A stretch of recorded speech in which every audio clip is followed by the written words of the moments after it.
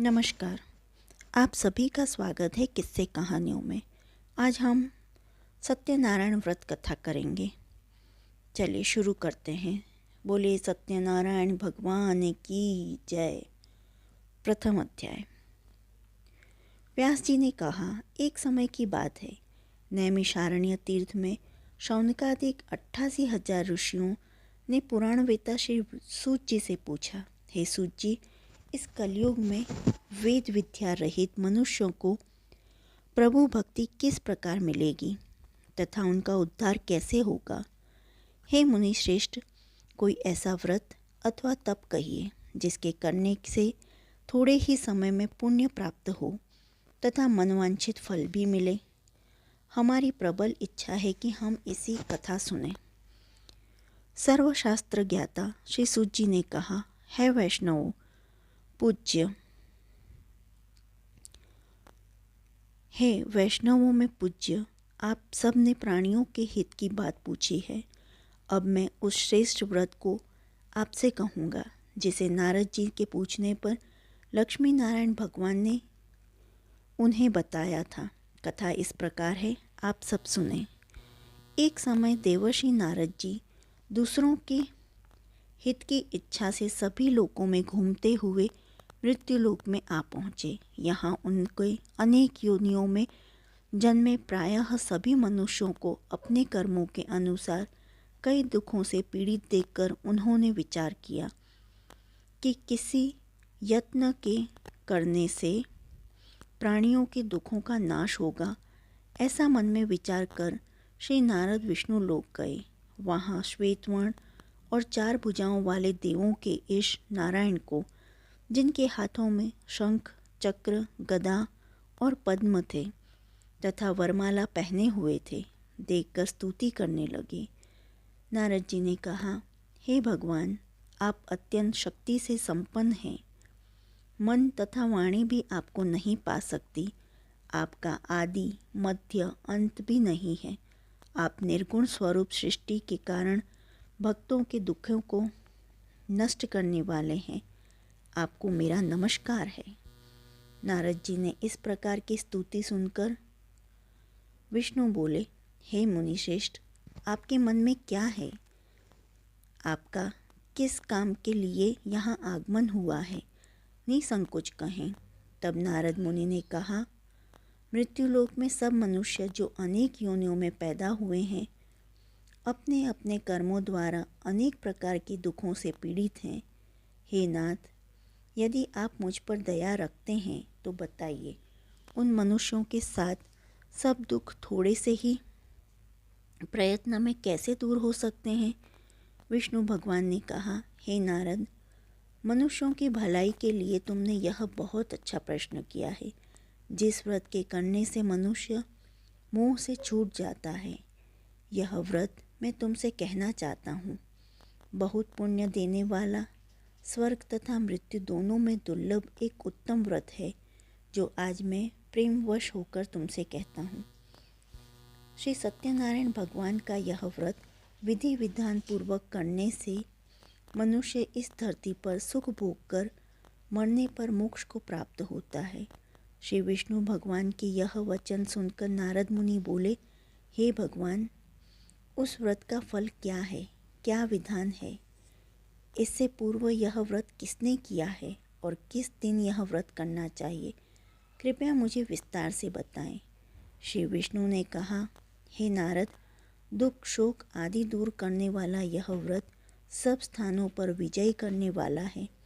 भक्ति और श्रद्धा के साथ किसी भी दिन मनुष्य श्री सत्यनारायण भगवान की संध्या के समय ब्राह्मणों और बंधुओं के साथ धर्मपरायण होकर पूजा करे। भक्ति भाव से नैवेद्य, केले का फल, शहद, घी, शक्कर अथवा गुड़, दूध और गेहूं का आटा सवाया ले। गेहूं के अभाव में साठी का चूर्ण भी ले सकते हैं। इन सब को भक्ति भाव से भगवान को अर्पण करें। बंधु बांधवों सहित ब्राह्मणों को भोजन कराएं। इसके पश्चात स्वयं भोजन करें। रात्रि में नृत्य गीत आदि का आयोजन कर श्री सत्यनारायण भगवान का स्मरण करता हुआ समय व्यतीत करें। कलिकाल में मृत्युलोक में यही एक लघु उपाय है जिससे अल्प समय और अल्प धन में महान पुण्य प्राप्त हो सकता है। बोले सत्यनारायण भगवान की जय। प्रथम अध्याय समाप्त। द्वितीय अध्याय शुरू। सूत जी ने कहा, हे ऋषियों, जिन्होंने पहले समय में इस व्रत को किया है उनका इतिहास कहता हूँ। अब आप ध्यान से सुने। सुंदर काशीपुरी नगरी में एक अत्यंत निर्धन ब्राह्मण रहता था। वह ब्राह्मण भूख और प्यास से बेचैन होकर पृथ्वी पर घूमता रहता था। ब्राह्मणों से प्रेम करने वाले श्री विष्णु भगवान ने ब्राह्मण को देखकर एक दिन बूढ़े ब्राह्मण का रूप धारण कर निर्धन ब्राह्मण के पास जाकर आदर के साथ पूछा, हे विप्र, तुम नित्य ही दुखी होकर पृथ्वी पर क्यों घूमते हो? हे श्रेष्ठ ब्राह्मण, यह सब मुझसे कहो, मैं सुनना चाहता हूँ। दरिद्र ब्राह्मण ने कहा, मैं निर्धन ब्राह्मण हूँ, भिक्षा के लिए पृथ्वी पर फिरता हूँ। हे भगवान, यदि आप इससे छुटकारा पाने का कोई उपाय जानते हो तो कृपा कर मुझे बताएं। वृद्ध ब्राह्मण का रूप धारण किए श्री विष्णु भगवान ने कहा, हे ब्राह्मण, श्री सत्यनारायण भगवान मनवांछित फल देने वाले हैं, इसलिए तुम उनका पूजन करो। इससे मनुष्य का सब दुखों से मुक्त हो जाता है। दरिद्र ब्राह्मण को व्रत का सारा विधान बताकर बूढ़े ब्राह्मण का रूप धारण करने वाले श्री सत्यनारायण भगवान अंतर्ध्यान हो गए। जिस व्रत को वृद्ध ब्राह्मण ने बताया है मैं उसको अवश्य करूँगा, यह निश्चय कर वह दरिद्र ब्राह्मण घर चला गया। परंतु उस रात्रि उस दरिद्र ब्राह्मण को नींद नहीं आई। अगले दिन वह जल्दी उठा और श्री सत्यनारायण भगवान का व्रत करने का निश्चय कर भिक्षा मांगने के लिए चल दिया। उस दिन उसको भिक्षा में बहुत धन मिला, जिससे उसने पूजन का सामान खरीदा और घर आकर अपने बंधु बांधवों के साथ भगवान श्री सत्यनारायण का व्रत किया। इसके करने से वह दरिद्र ब्राह्मण सब दुखों से छूटकर अनेक प्रकार की संपत्तियों से युक्त हो गया। तभी से वह विप्र हर मास व्रत करने लगा।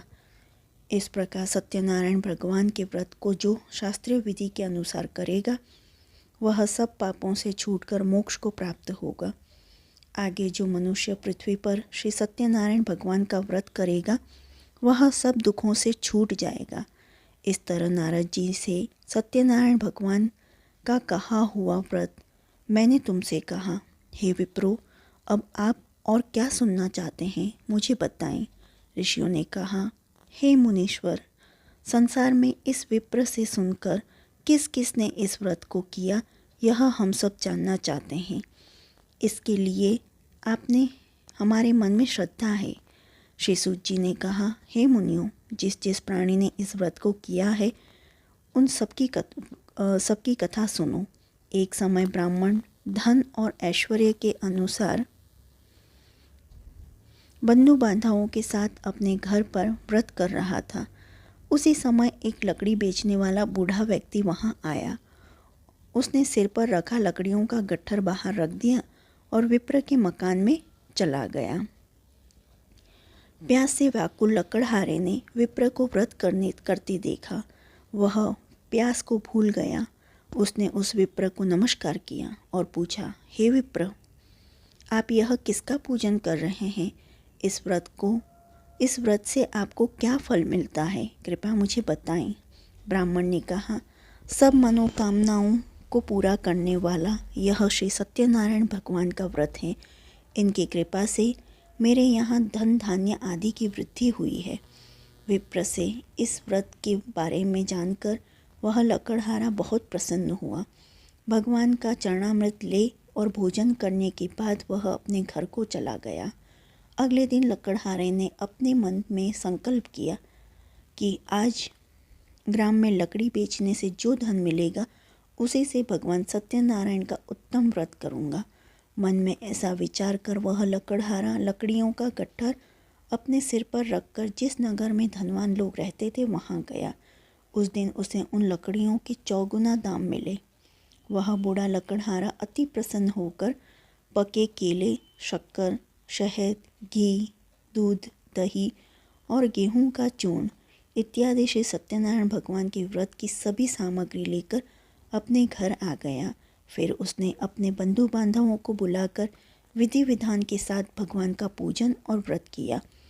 उस व्रत के प्रभाव से वह बूढ़ा लकड़हारा धन पुत्र आदि से युक्त हुआ और संसार के समस्त सुख भोग कर बैकुंठ को चला गया।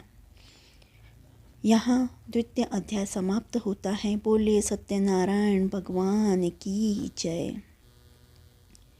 तृतीय अध्याय। श्री सूत जी ने कहा, हे श्रेष्ठ मुनियों, अब एक और कथा कहता हूँ। पूर्व काल में उल्कामुख नाम का एक बुद्धिमान राजा था। वह सत्यवक्ता और जितेंद्रिय था। प्रतिदिन देवस्थानों पर जाता था तथा गरीबों को धन देकर उनके कष्ट दूर करता था। उसकी पत्नी सुंदर और सती साध्वी थी। भद्रशिला नदी के तट पर उन दोनों ने श्री सत्यनारायण भगवान का व्रत किया। उस समय वहाँ साधु नामक एक वैश्य आया। उसके पास व्यापार के लिए बहुत सा धन था। राजा को व्रत करते देख उसने विनय के साथ पूछा, हे राजन, भक्ति युक्त चित्त से आप यह क्या कर रहे हैं? मेरी सुनने की इच्छा है, कृपया आप मुझे भी बताइए। महाराज उल्कामुख ने कहा, हे साधु वैश्य, मैं अपने बंधु बांधवों के साथ पुत्रादि की प्राप्ति के लिए महाशक्तिमान सत्यनारायण भगवान का व्रत व पूजन कर रहा हूँ। राजा के वचन सुनकर साधु नामक वैश्य ने आदर से कहा, हे राजन, मुझे भी इसका सब विधान बताइए। मैं भी आपके कथा अनुसार इस व्रत को करूँगा। मेरे यहाँ भी कोई संतान नहीं है। मुझे विश्वास है कि इससे निश्चय ही मेरे यहाँ भी संतान होगी। राजा से सब विधान सुन व्यापार से निवृत्त हो वह वैश्य खुशी खुशी अपने घर आया। वैश्य ने अपनी पत्नी लीलावती से संतान देने वाले उस व्रत का समाचार सुनाया और प्रण किया, जब हमारे यहाँ संतान होगी तब मैं इस व्रत को करूँगा। एक दिन उसकी पत्नी लीलावती सांसारिक धर्म में प्रवृत्त होकर गर्भवती हो गई। 10वें महीने उसने एक सुंदर कन्या को जन्म दिया। कन्या का नाम कलावती रखा गया। इसके बाद लीलावती ने अपने पति को स्मरण दिलाया कि आपने जो भगवान का व्रत करने का संकल्प लिया था, अब उसे पूरा कीजिए। साधु वैश्य ने कहा, हे प्रिय, मैं कन्या के विवाह पर इस व्रत को करूँगा। इस प्रकार अपनी पत्नी को आश्वासन देकर वह व्यापार करने चला गया।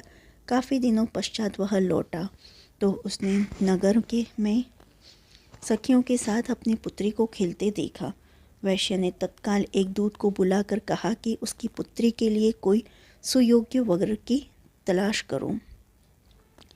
साधु नामक वैश्य की आज्ञा पाकर दूत कंचन नगर पहुंचा और उनकी लड़की के लिए एक सुयोग्य वणिक पुत्र ले आया।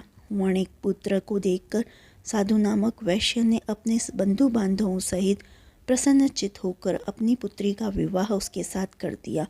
वैश्य विवाह के समय भी सत्यनारायण भगवान का व्रत करना भूल गया। इस पर श्री सत्यनारायण भगवान क्रोधित हो गए। उन्होंने वैश्य को श्राप दिया कि तुम्हें दारुण दुख प्राप्त होगा।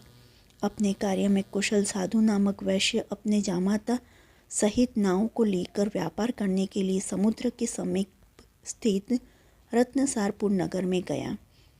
दोनों सुसर जमाए चंद्रकेतु राजा के नगर में व्यापार करने लगे। एक दिन भगवान सत्यनारायण की माया से प्रेरित एक चोर राजा का धन चुराकर भागा जा रहा था। राजा के दूतों को अपने पीछे आते देखकर चोर ने घबराकर राजा के धन को उसी नाव में चुपचाप रख दिया जहाँ से सुसर जमाए ठहरे थे। ऐसा करके बाद में वह भाग गया। जब दूतों ने उस साधु वैश्य के पास राजा के धन को रखा देखा तो ससुर जमाता दोनों को बांधकर ले गए और राजा के समीप जाकर बोले, हम ये दो चोर पकड़ कर लाए हैं, कृपया बताएं कि इन्हें क्या सजा दी जाए। राजा ने बिना उन दोनों की बात सुने ही उन्हें कारागार में डालने की आज्ञा दे दी। इस प्रकार राजा की आज्ञा से उनको कठिन कारावास में डाल दिया गया तथा उनका धन भी छीन लिया गया। सत्यनारायण भगवान के श्राप के कारण साधु वैश्य की पत्नी लीलावती व पुत्री कलावती भी घर पर बहुत दुखी हुई। उनके घरों में रखा हुआ धन चोर ले गए। एक दिन शारीरिक व मानसिक पीड़ा तथा भूख प्यास से अति दुखित हो भोजन की चिंता में कलावती एक ब्राह्मण के गई। उसने ब्राह्मण को श्री सत्यनारायण भगवान का व्रत करते देखा। उसने कथा सुनी तथा प्रसाद ग्रहण कर रात को घर गई। माता ने कलावती से पूछा, हे पुत्री, अब तक तू कहाँ रही? तेरे मन में क्या है? कलावती बोली, हे माता, मैंने एक ब्राह्मण के घर श्री सत्यनारायण भगवान का व्रत देखा है। कलावती के वचन सुनकर लीलावती ने सत्यनारायण भगवान के पूजन की तैयारी की। उसने परिवार और बंधुओं सहित श्री सत्यनारायण भगवान का पूजन व व्रत किया और वर मांगा कि मेरे पति और दामाद शीघ्र ही घर वापस लौट आएं। साथ ही भगवान से प्रार्थना की, हम सबका अपराध क्षमा करो। श्री सत्यनारायण भगवान इस व्रत से संतुष्ट हो गए। उन्होंने राजा चंद्रकेतु को स्वप्न में दर्शन देकर कहा, हे राजन, जिन दोनों वैश्यों को तुमने बंदी बनाकर रखा है वे निर्दोष हैं। उन्हें प्रातः ही छोड़ दो, अन्यथा मैं तेरा धन, राज्य, पुत्र आदि सब नष्ट कर दूंगा। राजा से ऐसा वचन कहकर भगवान अंतर्ध्यान हो गए। प्रातःकाल राजा चंद्रकेतु ने सभा में सबको अपना स्वप्न सुनाया और सैनिकों को आज्ञा दी कि दोनों वणिक पुत्रों को कैद से मुक्त कर सभा में लाया जाए। दोनों ने आते ही राजा को प्रणाम किया। राजा ने उनसे कहा, हे महानुभावों, तुम्हें भाविवश ऐसा कठिन दुख प्राप्त हुआ, अब तुम्हें कोई भय नहीं है, तुम मुक्त हो। ऐसा कहकर राजा ने उनको नए नए वस्त्राभूषण पहनवाए और उनका जितना धन लिया था उससे दुगुना करके आदर से लौटा दिया और विदा किया। दोनों वैश्य अपने घर के चले दिए। यहाँ तीसरा अध्याय समाप्त होता है। बोले सत्यनारायण भगवान की जय। चतुर्थ अध्याय। श्री सूत जी ने कहा, वैश्य और उसके जमाई ने मंगलाचार करके यात्रा आरंभ की और अपने नगर की ओर चल पड़े। उनके थोड़े दूर आगे बढ़ने पर दंडी वेशधारी श्री सत्यनारायण भगवान ने उससे पूछा, हे साधु, तेरी नाव में क्या है? अभिमानी वणिक हंसता हुआ बोला, हे दंडी, आप क्यों पूछते हो? क्या धन लेने की इच्छा है? मेरी नाव में तो बेल और पत्ते भरे हैं। वैश्य का कठोर वचन सुनकर दंडी वेशधारी श्री सत्यनारायण भगवान ने कहा, तुम्हारा वचन सत्य हो। ऐसा कहकर वे वहाँ से कुछ दूर जाकर समुद्र किनारे बैठ गए। दंडी महाराज के जाने के पश्चात वैश्य ने नित्य क्रिया से निवृत्त होने के बाद जब नाव को ऊंची उठी देखकर अचंभा किया, तब नाव में बेल पत्ते आदि देखकर मूर्छित हो जमीन पर गिर पड़ा। मूर्छा खुलने पर अत्यंत शोक प्रकट करने लगा। तब उसके जमाता ने कहा, आप शोक न करें, यह दंडी महाराज का श्राप है, अतः उनकी शरण में ही चलना चाहिए, तभी हमारी मनोकामना पूरी होगी। जमाता के वचन सुनकर वह साधु नामक वैश्य दंडी महाराज के पास पहुंचा और भक्ति भाव से प्रणाम करके बोला, मैंने जो आपसे असत्य वचन कहे थे उसके लिए मुझे क्षमा करें। ऐसा कहकर वैश्य रोने लगा। तब दंडी भगवान बोले, हे वणिक पुत्र, मेरी आज्ञा से तुझे बार बार दुख प्राप्त हुआ है, तू मेरी पूजा से विमुख हुआ है। साधु नामक वैश्य ने कहा, हे भगवान, आपकी माया से ब्रह्मा आदि देवता भी आपके रूप को नहीं जान पाते, तब मैं अज्ञानी भला कैसे जान सकता हूँ? आप प्रसन्न होइए, मैं अपनी सामर्थ्य के अनुसार आपकी पूजा करूँगा। मेरी रक्षा करो और पहले के समान मेरी नौका को धन से पूर्ण कर दो। उससे भक्ति युक्त वचन सुनकर श्री सत्यनारायण भगवान प्रसन्न हो गए। तब ससुर व जमाता दोनों ने नाव पर आकर देखा कि नाव धन से परिपूर्ण है। फिर वह भगवान सत्यनारायण का पूजन कर जमाता सहित अपने नगर को चला। जब वह अपने नगर के निकट पहुंचा, तब उसने एक दूत को अपने घर भेजा।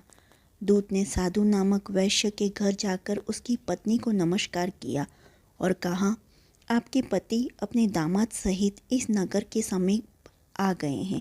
लीलावती और उसकी कन्या कलावती उस समय भगवान का पूजन कर रही थी। दूत का वचन सुनकर साधु की पत्नी ने बड़े हर्ष के साथ सत्यदेव का पूजन पूर्ण किया और अपनी पुत्री से कहा, मैं अपने पति के दर्शन को जाती हूँ, तो कार्य पूर्ण कर शीघ्र आ जाना। परंतु कलावती पूजन एवं प्रसाद छोड़कर अपने पति के दर्शनों के लिए चली गई। प्रसाद की अवज्ञा के कारण सत्यदेव रुष्ट हो गए। फलस्वरूप उन्होंने अपने पति को नाव सहित पानी में डुबो दिया।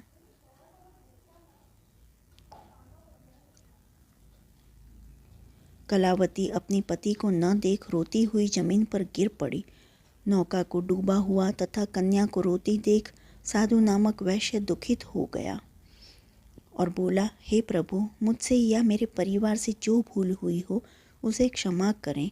उसके दीन वचन सुनकर सत्यदेव भगवान प्रसन्न हो गए। आकाशवाणी हुई, हे वैश्य, तेरी कन्या मेरा प्रसाद छोड़कर आई है, इसलिए इसका पति अदृश्य हुआ है। यदि वह घर जाकर प्रसाद खाकर लौटे तो इसका पति अवश्य मिलेगा। आकाशवाणी सुनकर कलावती ने घर पहुंचकर प्रसाद खाया और फिर जाकर अपने पति के दर्शन किए। तत्पश्चात साधु वैश्य ने वहीं बंधु बांधवों सहित सत्यदेव का विधिपूर्वक भोजन किया। वह इस लोक में सुख भोग कर अंत में स्वर्गलोक हो गया। यहाँ चौथा अध्याय पूर्ण हुआ। बोलिए सत्यनारायण भगवान की जय। पंचम अध्याय। श्री सूत जी ने आगे कहा, हे ऋषियों, मैं एक और भी कथा कहता हूँ, उसे भी सुनो। प्रजा पालन में लीन तुंगध्वज नाम का एक राजा था। उसने भगवान सत्यदेव का प्रसाद त्याग कर बहुत दुख पाया। एक समय राजा वन में वन्य पशुओं को मारकर बड़ के वृक्ष के नीचे आया। वहाँ उसने ग्वालों को भक्ति भाव से बंधु बांधवों सहित श्री सत्यनारायण का पूजन करते देखा, परंतु राजा देखकर भी अभिमानवश न तो वहाँ गया और न ही सत्यदेव भगवान को नमस्कार ही किया। जब ग्वालों ने भगवान का प्रसाद उनके सामने रखा तो वह प्रसाद त्याग कर अपने नगर को चला गया।